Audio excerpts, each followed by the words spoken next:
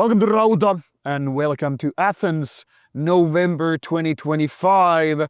And as you can see, despite how things might be in the Nordic countries in November, in Athens, we're still wearing t-shirts, not our winter clothing and all that stuff. So it's warm and it's nice, but this still is a black metal evening for depressive, suicidal black metal 2 days here in Athens Temple venue, which is just right behind us. And now I have the honor and the pleasure of talking to one of the main acts here, Lifelover and Kim. And he's not just here with Lifelover, but also Hypothermia, which played yesterday, and Kall and Lifelover today. So 3 sets, 2 days. Kim's gonna be a busy bee and still having this time for Rauta as well. So let's welcome the man of the hour. Kim, please state your name, status and roles for the audience who might not know it. Yeah, absolutely. So my name is Kim Carlsson and I've been doing this since 2001, and Lifelover started in 2005, Hypothermia in 2001, Kall around 2012. And it's been the focal point of my life, and everything I do is for the purpose of enhancing this kind of mentality that I'm trying to instill into people, to be more connected with nature and themselves, and also embracing emptiness. And I usually sign things, let the devil speak through you, because that's what I feel is when you embrace nature and emptiness and don't feel the limitations of it, but the possibilities that it can give you if you are willing to defy and redefine the classic notions of what we get taught in school. You know, they try to say that darkness is bad and that you have to be around people all the time, but being alone is not bad, and so on. And all these dark topics are, of course, really part of the nature, like a yin and yang. We have the light, we have the dark, we have life, we have death, we have sadness, we have happiness. Yeah, isolation is necessary to make the art. Yeah. But then, of course, we are around so much people when we're touring and on stage, and it's such a big difference, but that's also the wonderful part of it.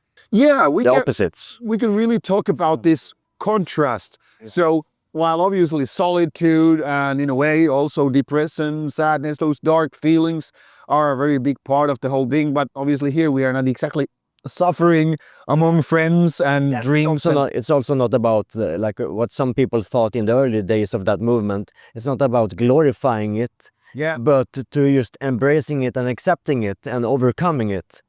Because most people have this feeling, but they are scared or afraid to talk about it because they don't want to seem weak. Yeah, they're almost like demonizing it. Yeah, exactly. But it's a sign of strength if you can overcome it and actually talk about it openly in an eloquent way.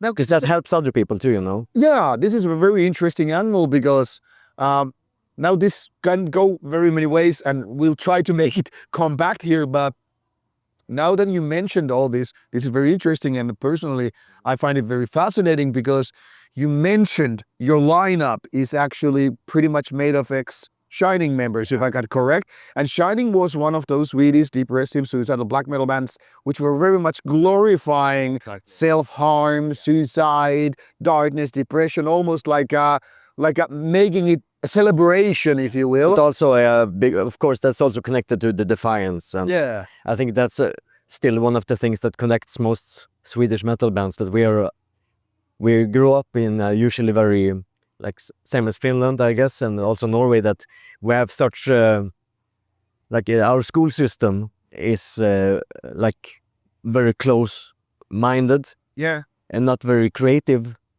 in terms of trying to embrace creative thinking and use creativity in general. So it becomes, of course, important for us when we are in our youth to go against that system, and that's how a lot of the metal are created, because you know a lot of the biggest and most famous albums are made when people are between 15 and 20 years old. Yeah, the teenager That's when years. the hits are made. Yeah, that's And then true. then we perform those hits for the rest of our lives. All right. Yeah, that's true. That's true. But like unlike shining celebration of the self-harm and suicide and all that, you are now going a little bit different angle with this. Yeah, because I also think it's very important. Like I've always underlined the aspect of the self-harm is more of a personal ritual or a meditation. Yeah. Or I like to refer to it as violent meditation. That's what hypothermia is. Would you say it's kind of similar than when you have those Catholic priests whipping themselves? Yeah. Yeah, absolutely. So there is some kind of release when you harm yourself. Definitely, but also it becomes like it's like a dance. Yeah. Because it just you happen to have a blade, but yeah, it becomes very meditative if you do it in the way that I used to do it. Yeah.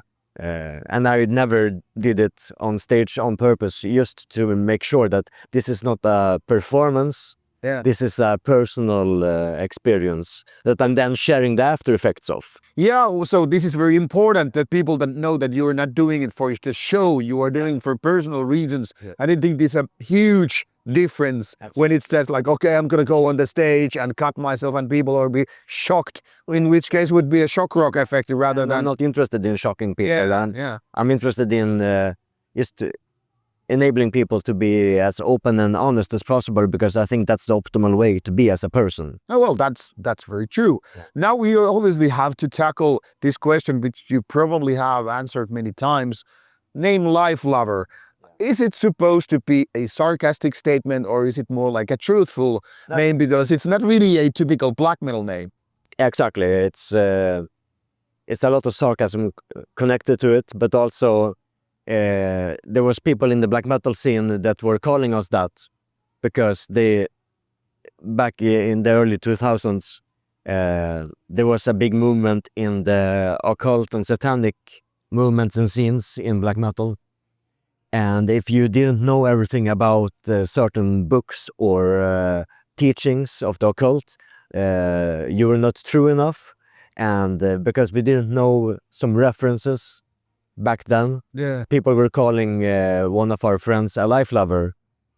So we thought that was a funny word. So kind of like giving them a middle finger in a way. Especially to have a band that turns out to be successful too. That's Kind of a joke on them. and the irony is that that guy that called us a lifelover, he stopped being a Satanist and became a Christian Lutheran Oh, shit. that donates all his money. He sold his distribution and record label and donated all the money to the Red Cross. Oh, that's Yeah. kind of a Very suitable. parody thing. Yeah, because he's the lifelover. Yeah, true. Okay, so the joke's on him. The circle is closed. Okay. Yeah. Now, there are obviously musical difference too between these three bands. Yeah. Let's start with Kall, the least famous of them. How would you describe Kall, who has never ever heard of it? It's more of a stoner rock kind of vibe, very psychedelic, very heavy. Yeah, it's nothing like Lifelover. The only semblance is that it has half of the members Yeah. of the old band, of the live lineup. And then, of course, with time, we were joined by Phil Aceron, who is in Craft and used to be in Shining. Yeah. And then, because I got to know him through Kall, he joined Hypothermia. Yeah. Now, Hypothermia's early albums are clearly black metal. Yeah. Later on, it became more post-metallic, post-rockish even. Yes. How did this transformation, or why? It's more connected to what I had access to in terms of equipment. Because when you're starting out, you're pretty poor, and I couldn't even afford my own amps. I was just borrowing what I could have access to. And I just had a cheap guitar too, and no effects pedals or anything. So I wanted to make a more massive wall of sound kind of music, but I just didn't have the equipment for it. Yeah. So I just did what I could, and I needed to get the songs and the emotions out because I was spending most of my time alone in the woods. So all the songs are connected to what I hear, like the trees cracking and the wind through the trees, and Yeah. they have resonance. Yeah. And to me, that resonance becomes like chords. So I hear the chords in my head. Makes sense. I mean, Yeah, it's like a song. yeah, everybody who has ever been through, especially Nordic woods, when you have those pine trees, they crack when wind's going, you're like, hey, is it ghosts, spirits talking to us? It's definitely the spirits. Yeah, there's some kind of a magical moment to it. Now, Lifelover is of course the most known of all these three bands, and in a way, I guess, most twisted of them all, because you have so many different layers, which I find personally very fascinating, because it's very atypical in the Nordic black metal territory. It doesn't have the violence of or aggression of bands like Marduk or, say, Immortal. It certainly doesn't have the symphonic elements of bands like Emperor. And then you're like, okay, it's not really like Shining either. It's its own, it's Piano and samples. yeah, its own entity, having a little bit of familiarities with a lot of things, but it sounds very unique. How hard it was you to find this style that has these parts which kind of rings a bell, but doesn't sound like anything else really? I think that was mainly to credit our late friend Jonas, or B, as he was called, because he listened to a lot of nu metal, and I'm more from a black metal background, but he also appreciated, of course, the old black metal scene. So it was our combined influences. And then, of course, the oppressive nature of being in a bigger city like Stockholm and some of the suburbs really reflected on him, and he had just a very terrible time with anxiety and depression. So for him, it was also a way to shut out the world. Yeah. Like he was almost sitting a whole day just with his headphones on, always playing guitar, always recording new music. Yeah. Now, Lifelover and these other bands are, of course, related to tragedies. Like you meant late friend, not anymore with us, obviously. Lifelover is not exactly in a happy place when it comes to people moving on to the greener pastures, to put it nicely. How important part is dealing with death, losing friends and all that stuff, how important part it plays or played in the band?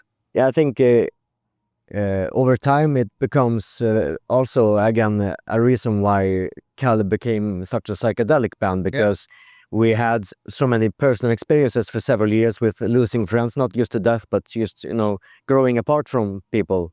And that can be painful in its own way. Yeah. But losing someone is kind of a rebirth too, because you have to redefine yourself and your part as a social circle and as a band. Like, who are you? Who are you going to become? And not just be stuck in the past, but not to be too focused on just in the future. You have to be in the moment and finding the balance of that. So I think it becomes a really good symbol of rebirth to lose someone, even though they're not coming back, but they're living on through the art and the music that we're creating. So there's this kind of a like... and that's why we're celebrating 20 years this year. Yeah, makes sense, sense. Now, Swedish black metal is, of course, very big. Everybody who has ever been listening to black metal has most certainly not embodied the essence of... it's impossible to not hear at least one Swedish band. Yeah, I mean, there's so many bands, obviously, starting with Bath Herb and then being expanded by bands like, say, Marduk, Dark Funeral, and of course later on Kraft and etc. So what I'm asking here is, because Swedish black metal scene is so strong and always had a big foothold in the worldwide scene, how do you see it, you personally? Because you're a Swedish person, you've seen it very close, people coming and going, people changing, people growing. How do you see this Swedish black metal scene? Is it as unified as maybe outsiders like to think, or is it put into smaller parts? Yeah, it's a lot of smaller parts because every city has their local scene. And since I've been traveling a lot and moving around the past 20 years, I have good connections both in Stockholm and Gothenburg. But then the north have their own scene and the south has their scene, and I know less people in those scenes. Yeah. But since I've always been traveling around, like I feel a stronger connection to the Norwegian scene than, for example, the south of Sweden, because I really spend no time there at all.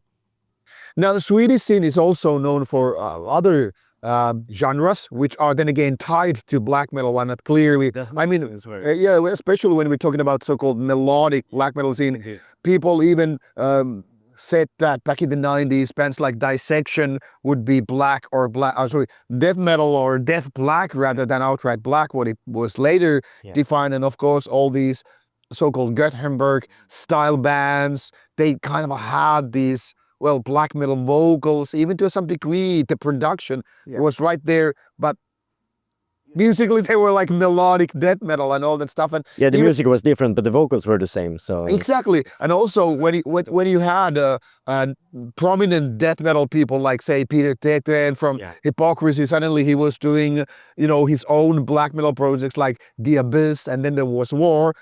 Now, once again, I'm asking here, how are these blurred lines between different genres in Sweden, in your opinion?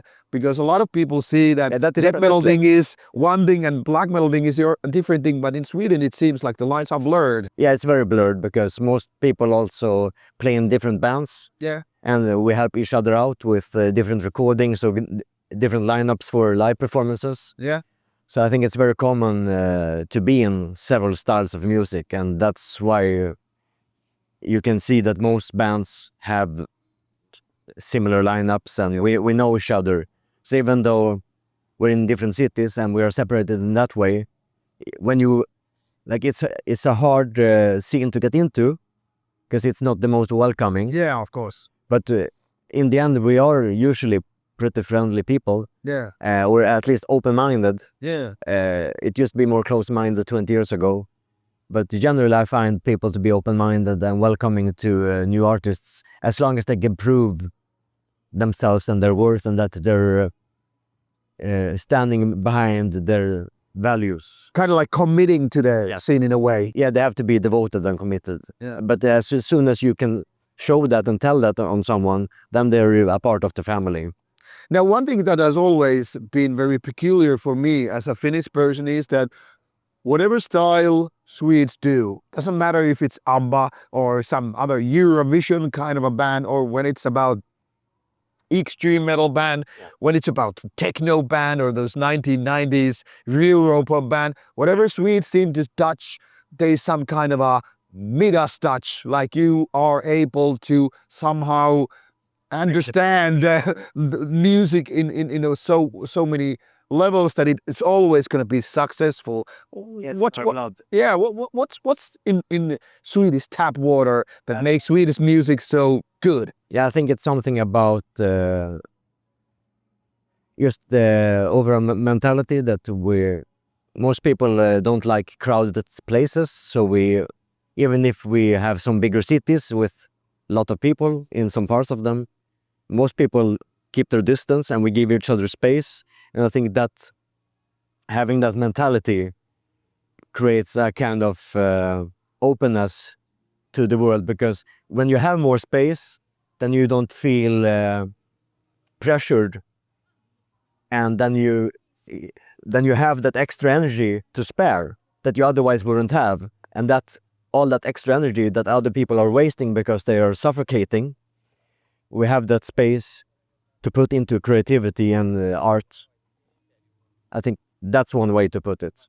Yeah, because it's always been like in nature, of course. In Finland, we have this kind of envy, like natural, Swedes, whatever they do, they always are successful, and I guess in a way more open-minded. But when you mention these social distance things, it's very much something that most Finnish would definitely agree with, yeah, you have to have the social distance. And Yeah, but you have to have also the right perspective connected to the distance. Yeah. Because if you lack the perspective, then you're just wasting it on nothing. Yeah, true.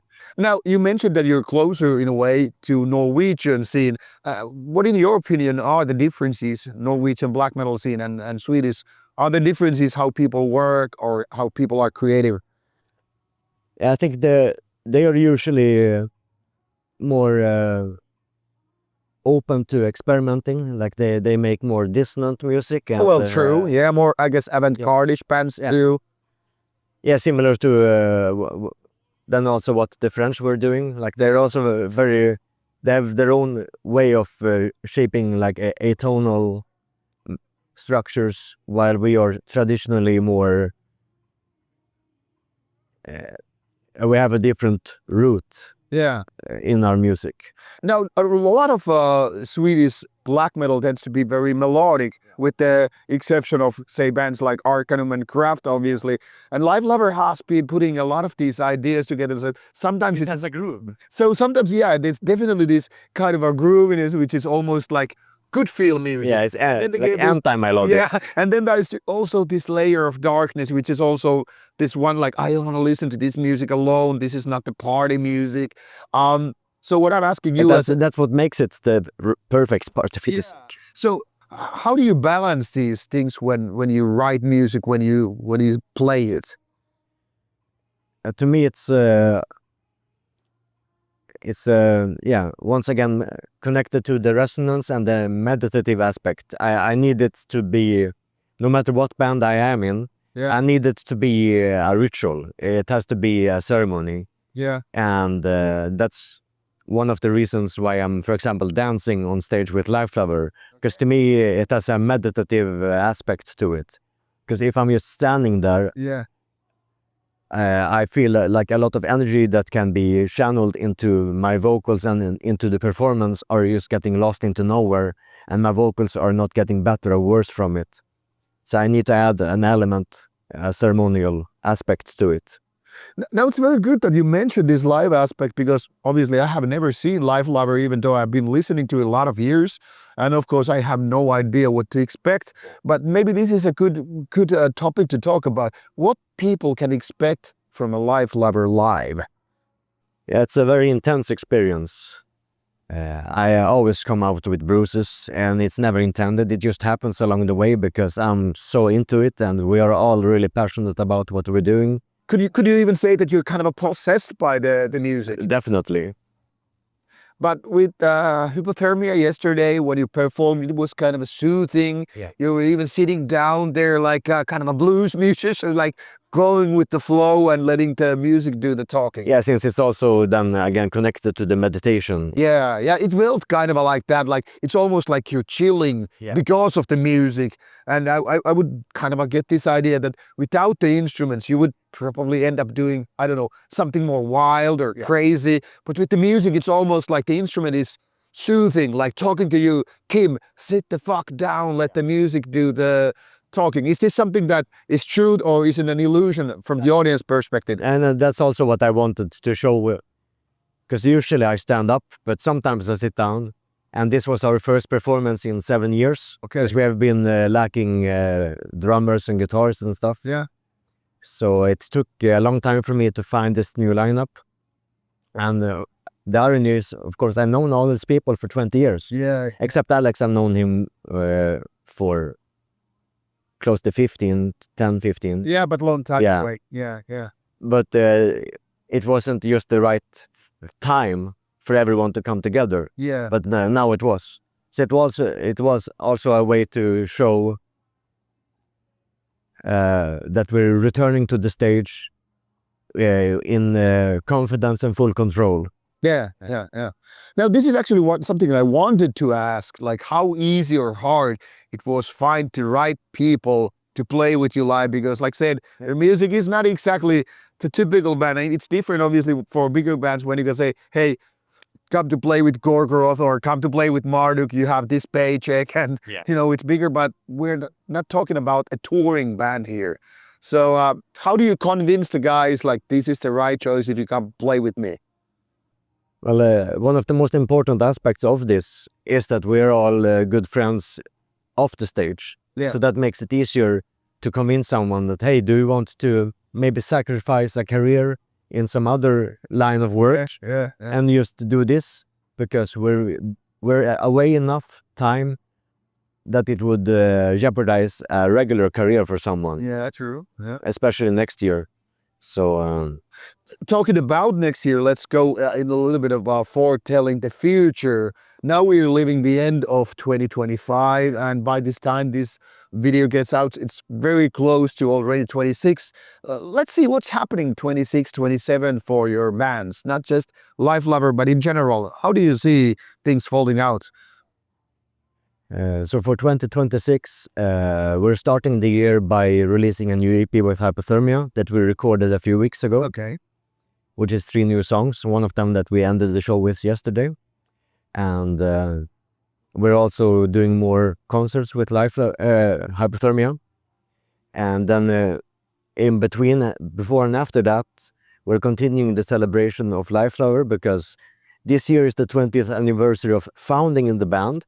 Yeah. But next year is the 20th anniversary of releasing our first album, which is also a very important year. So anniversary. So they fit together. Yeah. But after that, there is nothing really to celebrate. So this is a way to enhancing, expanding the legacy of Lifelover, and also going to countries that simply didn't have enough time to put together concerts this year. So we're going to like all of South America and Mexico. And we're going to some places in Asia that we can't really talk about more at the moment. Yeah, of course. It's definitely happening. Yeah, okay. And then, of course, some other cities in Europe, because, of course, it's not everyone can pay the entrance for a festival ticket. Yeah. So we want to give people the ability to go to separate shows. Yeah, different. So we're doing some other headlining shows at some very special locations. Okay. Now, are there any festivals or certain cities you would like to play the most, like a dream come true kind of a thing? Not really. I'm happy to play everywhere, and we're going to some really unexpected places next year that I can tell you about off camera, because I don't want to promote some things and then not promote other things. It would be fair to the organizers. Fair enough. That's but I think people will be really excited, and we are really excited about it. So it's going to be a fantastic year. We as an audience are most likely excited about that as well. Yes. Now, before we go on and have to greet it, because obviously you have a prepping to do before. Yeah, so it's soon time for Kall on stage. Yeah. Now, before we go and say bye, what are the starting points? Let's go out band by band for some new ones in the audience. Now, there is someone who wants to learn about Kall. Which album, which release should they start with? I think it's best to start with the most recent album, which is the second album. Yeah. Which was released on Prophecy just in the beginning of the pandemic. So unfortunately, it didn't get the attention it deserves, because it was overshadowed by the news. Yeah, true. But it's a really solid album, and very strong lyrics and strong songwriting too.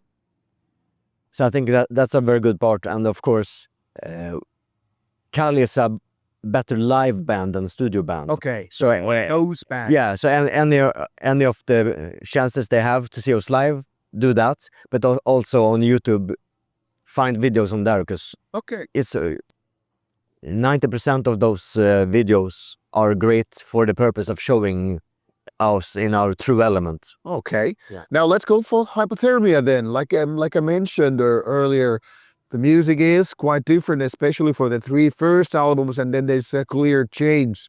Which one would be the good starting point for a new fan? Well, I like to present people with a challenge, because you always become a better person if you overcome something. So with that in mind, I like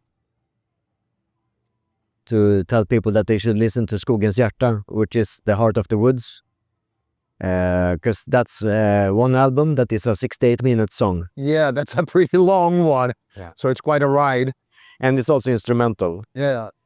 And another reason why I'm recommending that is because, once again, they need to realign their perspective and redefine what they expect of a song and of an album. They shouldn't expect a song and verse and special lyrics. They shouldn't expect any fancy solos or upbeat melodies. It's just over an hour of very reflective, meditative music. Can we even go as far as to say it's the music equivalent to a art film in that sense? Absolutely. All right. Now, what about... Or a walk in the woods. Well, what about the Lifelover then? It's also that has more expanding. I think Concurs is the optimal album for someone that's not familiar with it, because it has the most even quality in terms of our vocal styles and the songwriting. Yeah. It's Now, this name needs to be explained. I of course, as a Finnish, I know what konkurs is, but it's not an English word. Yeah. So why this name and what's the meaning to you? well, Because it sounds a little bit different when you would translate yeah, it it to means English. bankruptcy, but we were just, as a joke, we were telling a story with all the titles, because all of our releases have just one word as a title. Yeah. And the journey of Lifelover, it starts with pulver, which means powder, Yes. which is a reference to amphetamines. Well, I was thinking of cocaine, but yeah, close enough. Coke, yeah. Yeah, yeah. And that in turn will sooner or later lead to Konkurs. erotic is after that. Oh yeah, true. And So powder leads to sex, yeah, and that leads to the mental and physical bankruptcy, because that's the hangover. That's the crashing down. yeah, exactly. So there is kind of like a thematic story, a narrative. And that in a in way. turn is what would you refer to that as? Well, that's decadence. Oh yeah, yeah. But if you have too much decadence, you'll get a disease. True. So that's what ended the band, yeah. and that's the story of the album titles. that's a very cool narrative. But I have to second question. It's completely coincidental. but Yeah. Well, so was it more coincidental than planned? both. It started as a coincidence, but then over time it became something we sought after doing, Yeah. because it became like an inside joke. All right. And there is a lot of details in the artworks of each album Yeah. that are just references to inside the jokes too, like several pictures and many small things. All right. This is very interesting. Never thought about it like this, but now it makes all I love symbology and metaphors. makes all sense. Yeah, metaphors is fun. All right. Now we have pretty much covered all the basic ideas so people can learn from it. So to conclude the whole thing, now you have the possibility to give your younger version some tip, like, what about Kim some 25 years ago? What would you tell to this guy not to do or to do? Well, I actually have no regrets, because I said to the first 25 or 30 years of my life, I said yes to everything, which made me, I made a lot of mistakes, but I learned from all of them. Yeah. So in that way, they're not mistakes, they're just lessons that I've learned from. Yeah. And because of always saying yes to even bad things, I don't have regrets for missing out on something. Yeah. Yeah. And I stand for my mistakes, and even if I did something bad or said something stupid to someone, I can at least be behind it. Well, that's a very good lesson. Because And I was always honest. I think there was this one big CEO who once upon a time said, like, there's nothing bad with making mistakes as long as you learn from them. Exactly. And I think we will conclude today, because Kim really has to prepare for his show. And obviously, we would have a lot of other topics to talk about. There's always another. So maybe people mentally now prepare for part 2, which will eventually over the years, I hope, happen, unless we die before that. But if that happens, then it happens. And now Otherwise, we'll make sure not to. yeah, and it's now your turn to tune in for these different bands You will find links in the description box. So I have made it easy for you to scout for more information and of course listen to the music. And like I love to say, as a music passionate fan, if you liked it, go buy it. And of course, when you have the possibility to see Kim and his bands on stage, go do it, because they are far and between. So don't do the mistake as the lazy people do. Oh, there will be always another show, because sometimes there This are is the not. first time in 10 years that we're doing this. Yep, so make notes, people, and now you know a little bit more about Kall, Hypothermia, and Lifelover. Now I want to thank you, Kim, for this possibility, and thank you, people, for checking out. This is Athens. This is some bleak, depressive black metal night we're now heading to, and you enjoy the music. Hope you liked the review, interview, and should you have any comments or questions, put them on the comments box below. And if you have something very specific as a question, I can always put it forward to Kim to answer that later. I'm always available through Symphony to the Void at Instagram. That's my main channel. So you check out that as well. Now, off you go and stay metal.